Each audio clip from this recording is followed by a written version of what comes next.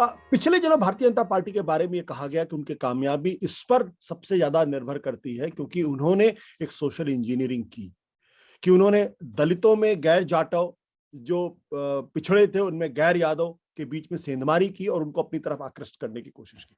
आप बड़ी दिलचस्प बात कह रहे हैं। आपके कहने का मतलब ये कि जो द्विज जातियां हैं उनमें से एक प्रकार से खतबगाहट या एक तरीके की बेचैनी दिखाई पड़ रही है। तो ये जो गैर यादव गैर जाटव जातियां हैं जो भारतीय जनता पार्टी की तरफ आकृष्ट हुई थी, क्या इनमें आप किसी तरीके की बेचैनी या परिवर्तन देख रहे हैं जिसको लेकर बीजेपी में चिंता होनी चाहिए? आशुतोष जी, पहली निगाह में मुझे ये लग रहा है कि अखिलेश ने गैर यादव पिछड़ी जातियों के जो राजनीतिक तत्व हैं उनको अपने साथ जोड़ने के लिए पिछले 2-3 महीने में काफी कोशिश की है और उन्हें एक स्तर की कामयाबी भी प्राप्त हुई है। आज समाजवादी पार्टी के साथ में जो अति पिछड़े राजनीतिक नेतृत्व है वो समाजवादी पार्टी के साथ खड़ा हुआ नजर आ रहा है। कुछ भारतीय जनता पार्टी के साथ भी है, लेकिन पहले सारे के सारे भाजपा के साथ थे। उसमें से अखिलेश ने काफी लोगों को अपनी तरफ खींच लिया है। लेकिन इसी के साथ हमें यह भी स्वीकार करना पड़ेगा कि जो गैर जाटव दलित जातियां थी उनको अपनी ओर खींचने की कोई कोशिश समाजवादी पार्टी ने नहीं की। चूंकि मायावती का ग्राफ लगातार नीचे गिरता जा रहा है, उसके कारण उनकी राजनीति करने की जो मौजूदा शैली है और उनकी रणनीति है उसकी वजह से उनका ग्राफ नीचे गिर रहा है और वो भाजपा को मुकाबला देते हुए नहीं दिख रही हैं। ऐसी स्थिति में ज्यादा संभावना इस बात की दिखती है कि जो गैर जाटव दलित हैं वो भारतीय जनता पार्टी के साथ पहले की तरह जुड़े रहेंगे।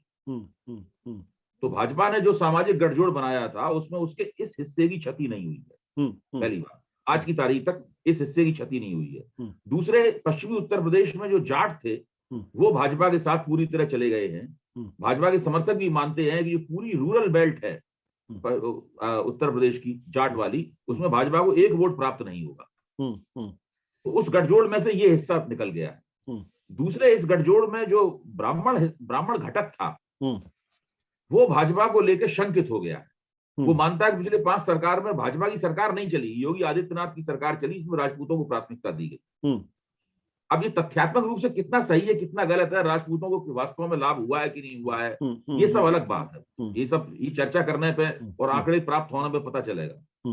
लेकिन छवि इस तरीके की बन गई है और इस तरह से राजपूत, मैं तो समझता हूँ राजपूत समुदाय को बाद में लगेगा कि हम तो व्यर्थ में ही बदनाम हुए। बात मुझे लग सकता है कि भाई सब कुछ हुआ लेकिन कुछ खास हाथ नहीं आया और जातिवाद की तोहमत भी लग गई। हमेशा इस तरीके से होता है। तो ये जो स्थिति बन सकती है इस तरह की, तो भाजपा के पास अब 2017 जैसा सामाजिक गठजोड़ नहीं है। मैंने कोशिश की है बताने की उस सामाजिक गठजोड़ के कौन कौन से घटक अभी भी भाजपा के साथ हैं, कौन कौन से घटक शंकित हैं और कौन कौन से घटक भाजपा के साथ नहीं है। अब सवाल यह है कि विपक्ष किस तरह इसका लाभ उठाएगा।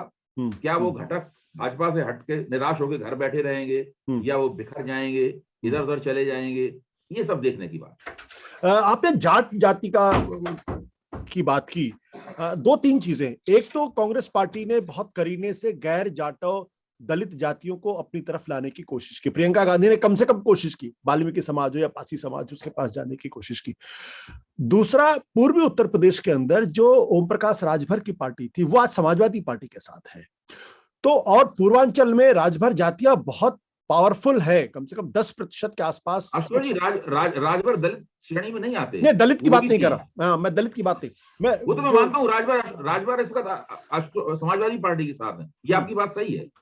मैं जिस बात को कहना चाहता था कि जो गैर जाटव दलित हैं उनको अपनी तरफ लाने की समाजवादी पार्टी ने कोशिश नहीं की है। हालांकि उनके लोग ये कहते हैं कि पासी हमारे पुराने वोटर रहे हैं तो पासी हमें ही वोट देंगे, ऐसा वो कहते हैं। लेकिन मुझे इसमें संदेह है।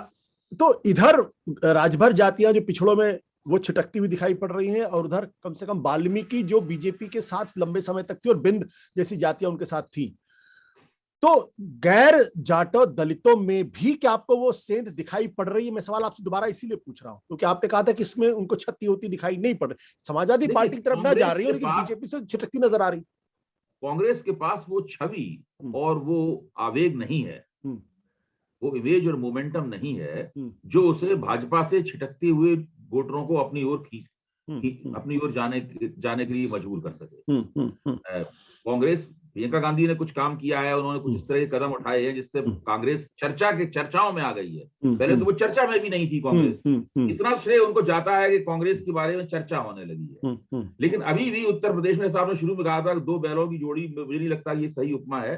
दो बैलों की जोड़ी साथ साथ चलती है, तो एक दूसरे के मुकाबले खड़े हुए हैं। मेरा मानना यह है कि समाजवादी पार्टी तकनीकी रूप से विपक्ष में कोई एकता नहीं है, इसके बावजूद भी समाजवादी पार्टी का ग्राफ जो बहुत तेजी के साथ ऊपर उठा है और एक हवा उसके पक्ष में बनी है, उसने उसको उसके मुकाबले ला दिया है। जो लोग भाजपा से नाराज होते हैं वो एक बार जरूर सोचते हैं कि हम भाई समाजवादी पार्टी के साथ जुड़ जाएं। तो ये एक बहुत बड़ी उपलब्धि अखिलेश और उनकी समाजवादी पार्टी की है। और उन्होंने बड़ी कुशलता पूर्वक भाजपा से क्षुब्ध जो अति पिछड़ी जातियां थी उनको अपने साथ जोड़ा है, कुशलता पूर्वक अपने साथ जोड़ा है। अगर वो इसी तरह की कोशिश किसी तरह से कुछ दलित जातियों के बारे में भी कर पाते, कि अभी भी उनके पास समय है, ऐसी बात नहीं है, अगर वो ऐसा कर पाएंगे तो फिर उनका जो सामाजिक गठजोड़ है वो वास्तव में भाजपा को पराजित करने की स्थिति में आ जाएगा। दरअसल हम समाजवादी पार्टी में चाहते थे कि बात बिल्कुल अलग से किसी और कार्यक्रम में हो, तो इसलिए मैं उसको बहुत ज्यादा कुरेदने की कोशिश नहीं कर रहा हूं, क्योंकि हमारे बहुत सारे दर्शक हो सकते हैं कि हमें इस बात को और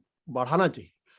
लेकिन अगर आज आप बीजेपी के सामाजिक आधार में भी देखें तो अनुप्रिया पटेल भी थोड़े से, जिसे कहते हैं ना, मसल फ्लेक्सिंग कर रही हैं। निषाद के जो संजय निषाद हैं वो भी मसल फ्लेक्सिंग कर रहे हैं, और उन्होंने तो यहां तक बयान दे दिया कि भाई अगर इसी तरीके से चलता रहा तो परिवर्तन संभव है।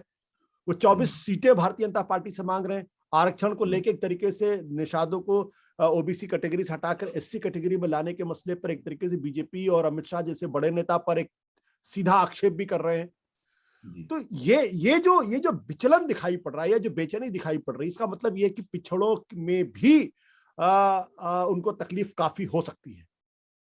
नहीं, बिल्कुल हो सकती है। देखिए 2017 में जब इन लोगों ने भाजपा को वोट दिया था और समर्थन दिया था, उस वक्त नहीं पता था कि भाई मुख्यमंत्री कौन बनेगा। तो मैंने थोड़ा पता था कि 5 साल तक ठाकुरबाद देखना पड़ेगा। इन्हें नहीं पता था कि भाजपा किस तरह से सरकार चलाएगी। भाजपा ने इनसे कुछ वायदे किए थे, उन वायदों को तो भारतीय जनता पार्टी ने पूरा नहीं किया। तो ये सब लोग नाराज तो हैं ही, लेकिन जो छोटी और कमजोर जातियां होती हैं वो अपने सभी विकल्पों के ऊपर गौर करती हैं। उन्हें इसमें कोई दिक्कत नहीं होती कि आज वो इसके साथ हैं कल दूसरे के साथ चले जाएंगे। भाई ये हित आधारित उदारतावादी लोकतंत्र है जिसमें लेन देन के आधार पर राजनीति तय होती है।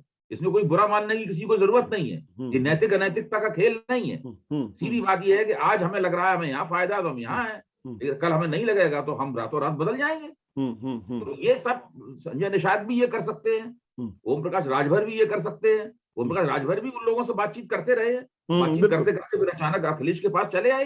तो ये सब होता रहेगा और आगे भी अभी इतना समय है या कुछ लोग और करवट भी मार सकते हैं, लेकिन मुझे नहीं लगता कि ये करवट भाजपा के पक्ष में जाएगी। कोई भी करवट कोई भी मारे, लेकिन वो भाजपा के पक्ष में न जाकर मुझे लगता है कि उसके विपक्ष में ही करवट जाएगी। उसका एक और बहुत बड़ा कारण है जिसकी तरफ अभी तक हम लोगों ने चर्चा नहीं की है, वो ये है महंगाई और बेरोजगारी। जी।